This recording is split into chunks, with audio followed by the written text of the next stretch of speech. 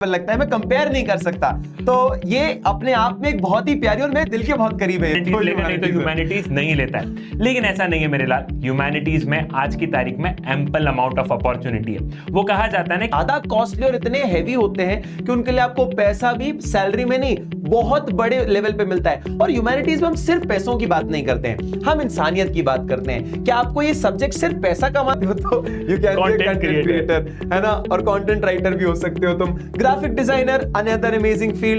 Freelancers बहुत पैसा कमाते हैं। और आप लोग मतलब होता ना कि कंपनी का लोगो डिसाइड कर। 10th का रिजल्ट आ गया है और लाइफ का बड़ा डिसीजन लेना है कि कौन सी स्ट्रीम चूज करें। मेजॉरिटी ऑफ द स्टूडेंट ने अपना मन बना लिया होगा कि कौन सी स्ट्रीम लेना है, लेकिन फिर भी अभी मौका है। अभी तुम्हारी टेस्टिंग चल रही होगी कि कॉमर्स पढ़े, ह्यूमैनिटीज पढ़े या साइंस पढ़े।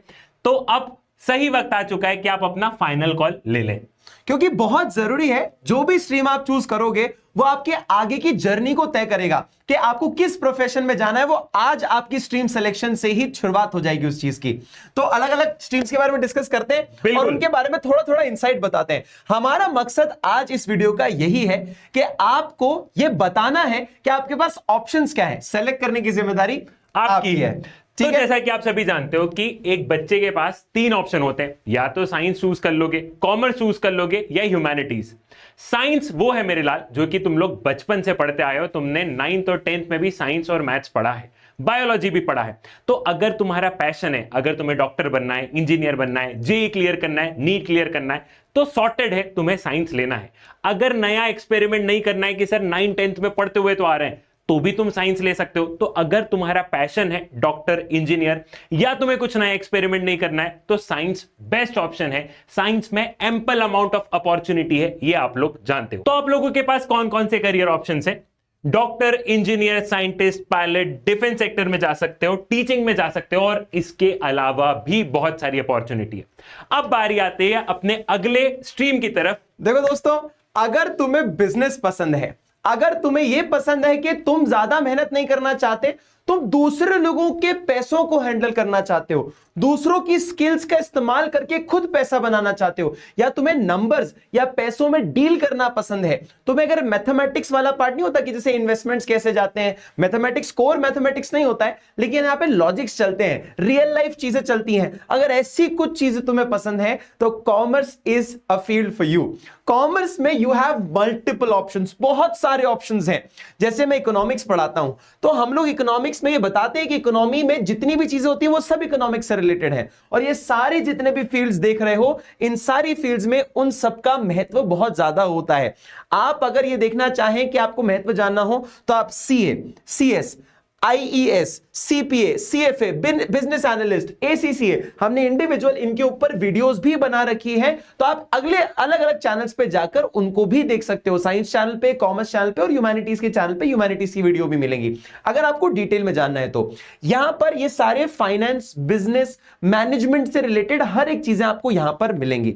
ठीक है, अब हमारे पास है थर्ड फील्ड, ह्यूमैनिटीज क्यों ले? देखो, ह्यूमैनिटीज सबसे ज्यादा अंडरग्रेटेड, मतलब ऐसा हो जाता है बच्चा सोचता है ह्यूमैनिटीज में करना ही क्या है, या तो यूपीएससी करना है तो ह्यूमैनिटीज लेगा, नहीं तो ह्यूमैनिटीज नहीं लेता है। लेकिन ऐसा नहीं है मेरे लाल। ह्यूमैनिटीज में आज की तारीख में एम्पल अमाउंट ऑफ अपॉर्चुनिटी है। वो कहा जाता है ना कि आज की तारीख में आपके पास में स्किल हो ना तो आप कुछ भी कर सकते हो, फिर आप किसी भी स्ट्रीम से रहो, आपको स्किल्स पता होनी चाहिए। ठीक है, तो अगर हम ह्यूमैनिटीज की अपॉर्चुनिटी की बात करें तो आपके पास में लॉ, एमबीए, एचआर। अब एमबीए एचआर कैसे होगा? तो इसमें जो साइकोलॉजी लेते हैं मेरे लाल, वो लोग क्या कर सकते हैं, वो लोग एमबीए में एचआर, मतलब एचआर बन सकते हो तुम लोग। ठीक है, जर्नलिज्म में जा सकते हो, corporate trainer, policy analyst, social worker, ample amount of opportunity. Law में भी तुम देखोगे ना तो लॉ अपने आप में एक ऐसी फील्ड है जहां पे सिर्फ आप एक लॉयर नहीं बनते हो, आप उसके साथ साथ एक जज भी बन सकते हो, आप लीगल एडवाइजर। आपको लगता होगा लॉयर सिर्फ जाके केस लड़ता है, बेटा अलग अलग फील्ड्स होती हैं, अलग अलग कोर्ट्स होते हैं, ट्रिब्यूनल्स होते हैं, एनसीएलटी होता है, कई सारी तरह की चीजें होती हैं। तो लॉयर का काम भी बहुत छोटा नहीं है, ये तो एक बहुत ही वाइड रेंज में हम चीजों को कवर करते हैं। जर्नलिज्म में भी आपको लगता है सिर्फ न्यूज रिपोर्टर से न्यूज पढ़ता रहता है, पीछे भी बहुत बैकएंड में काम होता है और बहुत बड़े लेवल पे ये चीजें होती हैं। और जब भी आप इन कोर्सेज को करते हो मेरे लाल, जब भी आप जर्नलिज्म वगैरह में जाओगे तो आपको समझ होनी चाहिए देश की इकोनॉमी की, वर्ल्ड की इकोनॉमी की, देश कैसे चल रहा है, वर्ल्ड कैसे चल रहा है, पॉलिटी, हिस्ट्री, सारी चीजें पता होनी चाहिए। तो कहीं ना कहीं ये जो डोमेन है इसमें आपको ह्यूमैनिटीज की एक्सपर्टाइज होना बहुत ही ज्यादा जरूरी है। और बहुत सारे लोग ऐसे हैं जो कि ह्यूमैनिटीज में बेहतर कर रहे हैं, जैसे कि फाइनेंस मिनिस्टर ही ले लें सर, एमए इकोनॉमिक्स किया हुआ है उन्होंने, ठीक है। तो वही है कि ह्यूमैनिटीज में एम्पल अमाउंट ऑफ अपॉर्चुनिटी है। अगर हम आगे बात करें तो जैसे कि आप लोग देख सकते हो होटल मैनेजमेंट, इवेंट मैनेजमेंट आज की तारीख में ये बड़े ट्रेंडिंग होते हैं।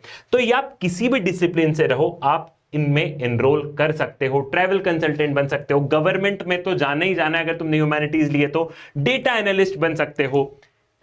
और उसके साथ देखो वीडियो एडिटर, आप लोगों को लगता होगा वीडियो एडिटर कितनी बड़ी फील्ड है कि शायद 20,000, 25,000, 30,000, 40,000 की नौकरी करते होंगे। बेटा वीडियो एडिटर का जो स्केल है वो आपकी सोच पर डिपेंडेंट है। अगर आप इतना कम सोचते हो तो आपकी जो पाथ होगी जर्नी की वो भी बहुत छोटी रह जाएगी। बेटा जितनी लेवल पे बड़ी मूवीज बनती हैं उनके जो वीडियो एडिटर्स होते हैं, वीएफएक्स जो एनिमेशंस होते हैं, वो इतने ज्यादा कॉस्टली और इतने हैवी होते हैं कि उनके लिए आपको पैसा भी सैलरी में नहीं बहुत बड़े लेवल पे मिलता है। और ह्यूमैनिटीज में हम सिर्फ पैसों की बात नहीं करते हैं, हम इंसानियत की बात करते हैं कि आपको ये सब्जेक्ट सिर्फ पैसा कमाना नहीं, एक अच्छा बेहतर सिटीजन और इंसान बनना भी सिखाता है। और वो भी एक बहुत जरूरी चीज है। और वो वैल्यू आपको अगर कोई फील्ड देता है ना तो आपको कहते हैं ना, पैसा सब कुछ नहीं है लेकिन बहुत कुछ है। तो पैसे की नीड्स आपको भी पूरी होंगी और एक इंसान बनोगे ना बेहतर, तो आप सोशली भी और अंदर से इमोशनली भी एक बेहतर और संतुष्ट इंसान बन पाओगे।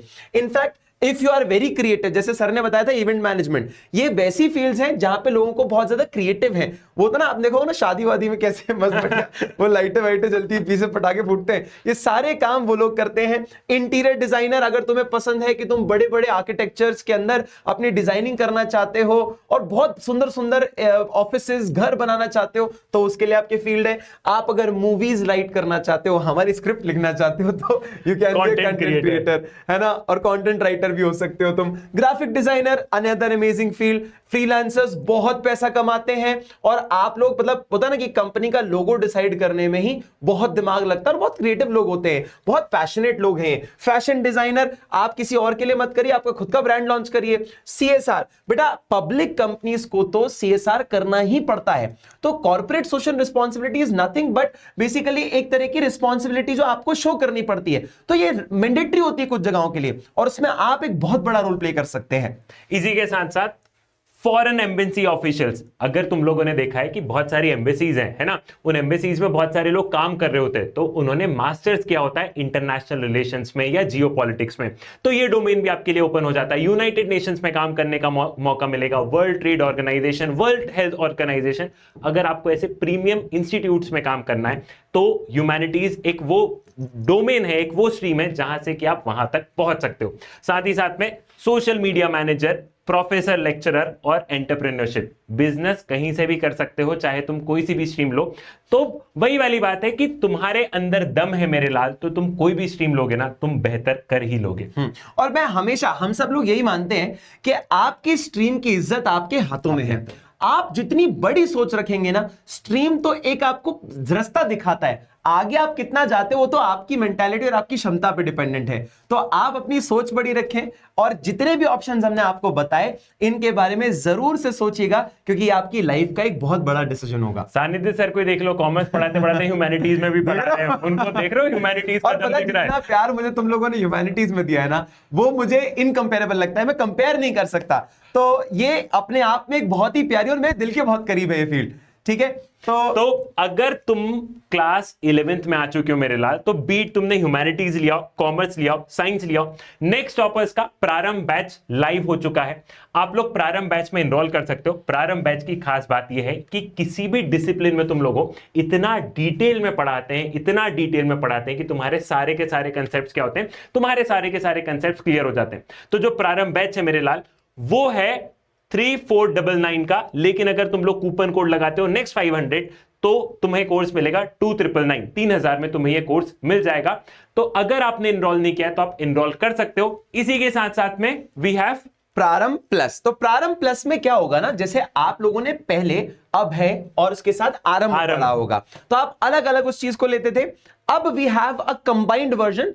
उसके लिए हमने क्या किया, वो है ना कि दिगराज सर जैसे कहते हैं कि अगर आप सक्षम हो तो आप वापस देना चाहते हो सोसाइटी को, तो वही हमने सोचा कि जो बच्चे चाहते हैं कि रिवीजन भी हमारा साथ में हो जाए और हमें बार बार सोचना ना पड़े, एक बार जब हाथ पकड़ लिया किसी का तो फिर छोड़ना नहीं है। तो प्रारंभ प्लस इज एन ऑप्शन जहां पे आप पूरे साल भर प्रारंभ का आपको एक्सेस मिलेगा और साथ ही साथ क्रैश कोर्स का भी एक्सेस मिलेगा, क्योंकि यूजुअली होता यह है कि क्रैश कोर्स के टाइम पे लोग ज्यादा एक्टिव हो जाते हैं, तब उनको रिवीजन गाइडेंस की ज्यादा जरूरत पड़ती है, और जो लोग शुरुआत से मेहनत कर रहे हैं वो तो करते ही हैं। तो ये चीजें ना आपको रिफाइन करने में मदद करती हैं। तो ये दोनों ही आपके पास साथ में मिलेंगे आपको। जैसे 4999 का यहां पे था, तो आप अगर कूपन लगाओगे नेक्स्ट 1000 तो आपको ये 3499 का 1500 नेक्स्ट 1500, हाँ सॉरी नेक्स्ट 1500 लगाना पड़ेगा, 1000 नहीं है, नेक्स्ट 1500 है, वो आप लगा दीजिएगा, तो आपको ये 3499 का मिलेगा। और ये सारी स्ट्रीम्स में है, और हमारा मकसद इसको आपको ऐसा नहीं कि आपको लेना ही चाहिए।